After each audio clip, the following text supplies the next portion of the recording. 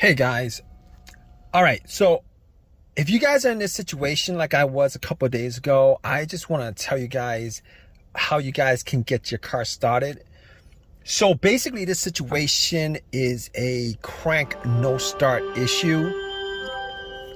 So basically my car worked fine for the longest time. I had no issues whatsoever. Battery was good. Haven't had battery issues at all. And out of nowhere, I parked it, got a crank no start issue. And the thing about it is, it drove fine the whole entire day, had no issues whatsoever. I went to a bunch of places. I drove it to the store, to the pet shop. I even got a couple of goldfishes when this occurred. It was pretty much at the end of the day. All right. Got some goldfishes at PetSmart. Went to a CVS to pick up something to drink. And got back out. Tried to start my car. And all I got was a crank, but it would not run. Crank, it would not run. Crank, it would not run. And I tried to start it multiple times. So I was a little bit worried because it's very, very, very warm out. And probably like in the mid 90s. Had some goldfish in a bag. And I was worried that those goldfishes might die, so I was a little bit stressed out with the whole situation. All right. I did get something to drink. I did get a can of Coke in Arizona, and they were kind of cold, so I actually put it in the bag where the goldfish were, and hoping that the goldfishes would survive. But that's neither near here nor there. And so I turned on my headlights, all right, just to see whether it could be a battery issue, because the battery was never changed. I did not know the condition of the battery or how old the battery was. Did not know the condition of the battery terminals, etc., etc. But I know that I didn't have any issues previous to this. I turned on my headlights, went out, checked. The headlights were very, very bright. The cranks were very, very strong. It wasn't like it was struggling to crank. It wasn't like it was struggling to crank at all. It was very, the cranks were very, very strong. All right. Now, knowing from previous experiences, if the battery is weak, I would normally get a weak crank. Like it would try to start, but it wouldn't. And the more you crank it, the weaker it got, till it just would not crank it on you because your battery's dead. However, I was getting strong cranks, but I had to eliminate the battery 100% in this situation, because you never know, because there's like a lot of electrical parts in the car and you never know. All right. Well, you kind of know, but you never really know, because when it comes to troubleshooting vehicles, I want to just go down the list and just eliminate one after another, after another, after another. All right. So I actually got to the battery and I was looking at it. Now, I didn't know what shape the battery was in. It did look really old. The terminals were really dirty, and the terminals were a little bit loose. So what I did was, I took the terminals off. I got some paper towel. I took my Coke and poured it on the terminals, cleaned it up as best I could, and cleaned off a lot of the green, whitish stuff that was on there. Popped it back on, tried to start it, and did the same thing. Strong crank won't start. It didn't start. Strong crank didn't start. So I was thinking to myself, you know what? I was still getting a strong crank after like cranking it 7 times. And to me, that pretty much says that the battery is pretty good. Even though the battery looked kind of old, pretty old, but it was under the hood. It was the battery. You know, after a while, if you put anything and not look at it, after a while you get dust on it and dirt and all that grime and all that stuff, right? So I was thinking to myself, 90% sure it's not the battery. I can't say 100%. You can never rule out, and you can't ever rule that out unless you're able to get the car started, or are you able to test it out? So I didn't really have a jumper on me. I didn't have a jump pack to jump it. So I wasn't able to test, say 100% it was in the battery. But seeing as how the headlights were bright and it was cranking strong after 7 tries, I eliminated the battery altogether.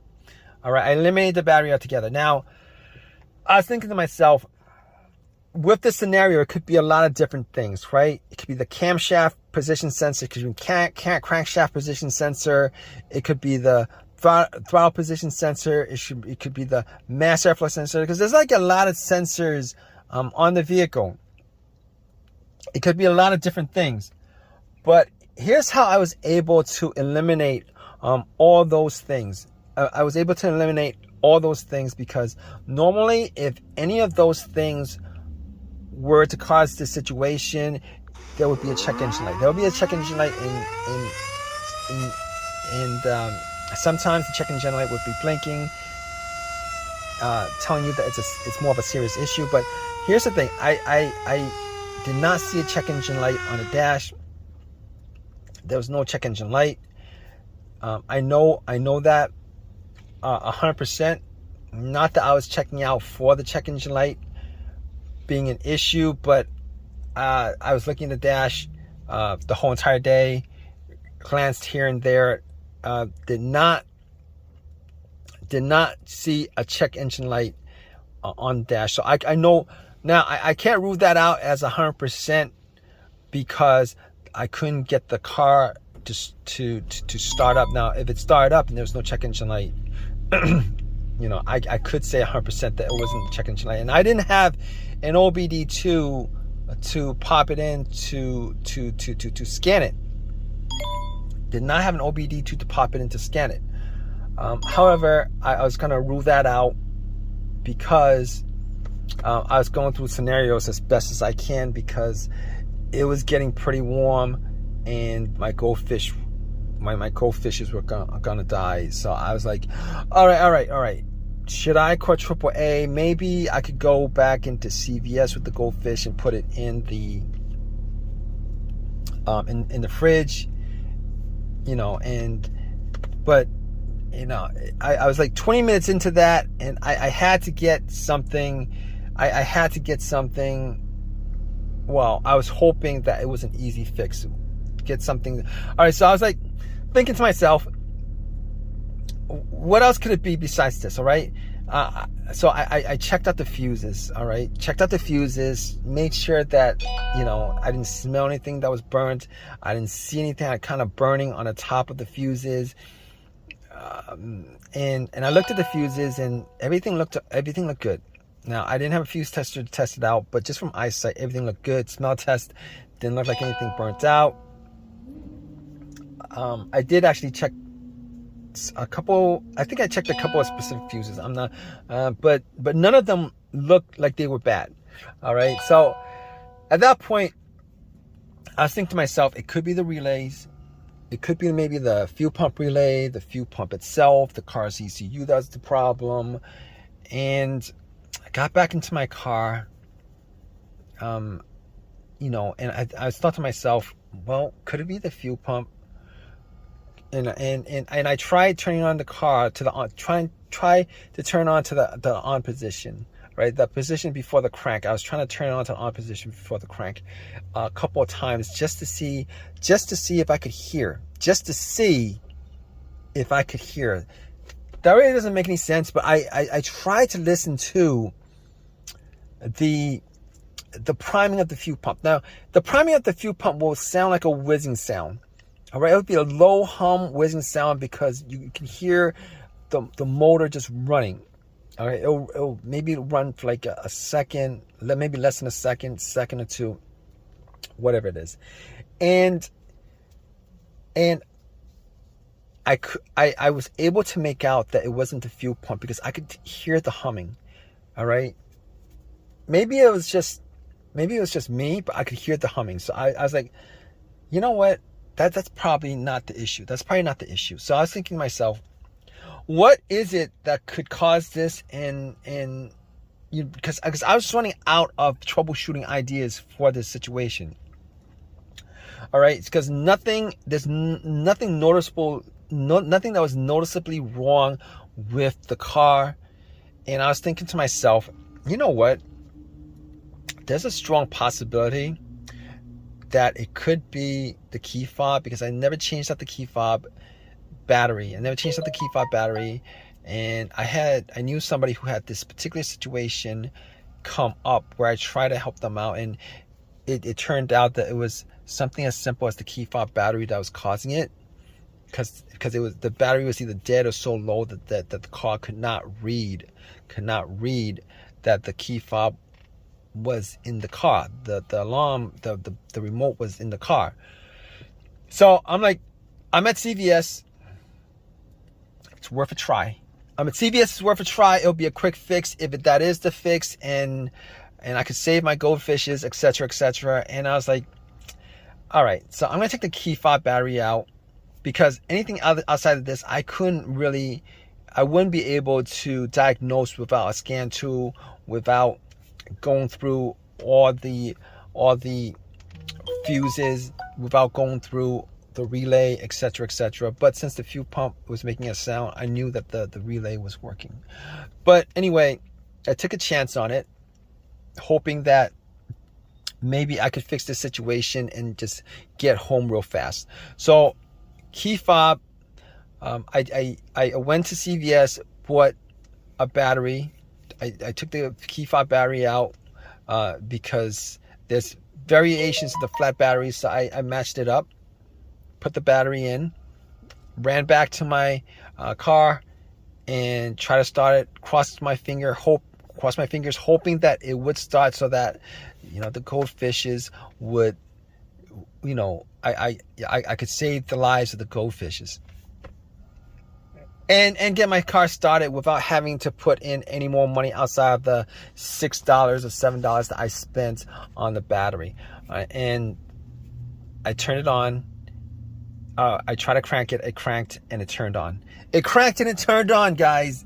So I was relieved, and I've had no issues with it since. I was relieved. I had no issues with it ever since. And it's been a couple of days. I know for a fact that it is the battery, the fat battery and the key fob, that's the problem. And I'm hoping that if you guys are in this situation, you guys probably are in one of these kind of situations where you have a crank no start, and you guys are trying to find a solution for it. I'm hoping that you guys have this easy of a fix as I did. So if you guys have this situation, you guys went through all the troubleshooting steps, and you guys are pretty much at a loss as to what to do next.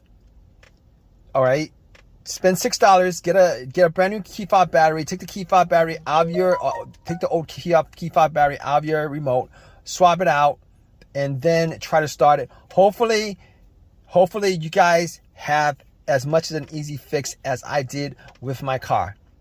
All right, hopefully that works out for you. If you guys have any comments, definitely leave a comment in the comment section. Please subscribe. Please give me a thumbs up. All that good stuff, right, guys?